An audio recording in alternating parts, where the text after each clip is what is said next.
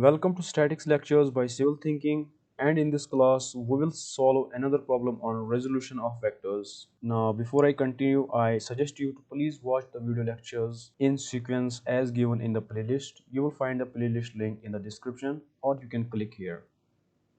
Now coming to the problem, a child pulls a rope attached to a stone with a force of 60 Newton.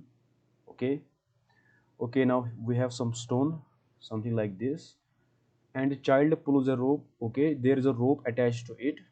Okay, let me say this thing is a rope. Okay, now a child pulls it. Okay, it is pulling it, so I will show it like this. Okay, this arrow is showing this stone is being pulled. Okay, the rope makes an angle of 60 degrees to the ground. Now let us say this is the ground. Okay,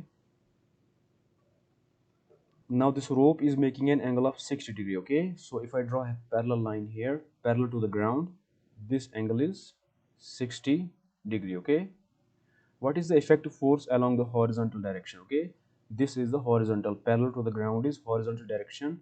We have to find the effective force along horizontal. Okay, so I draw a component parallel to the ground. Why? Because it's asked to find a component of this force. Okay, it is 60 Newton because the child pulls the stone with 60 Newton force. Okay, originally it is 60 Newton and we have to find this horizontal component. Okay, let us say this is px. Okay, px is the horizontal force, effective force along horizontal direction. Okay, so px is 60 Newton multiplied by cos theta. Okay, cos theta, it is 60 multiplied by cos of 60 degrees. Okay, now when you solve it using the calculator you will get 30 newtons. Okay, so the effective force along the horizontal direction is 30 newtons, so option D is correct.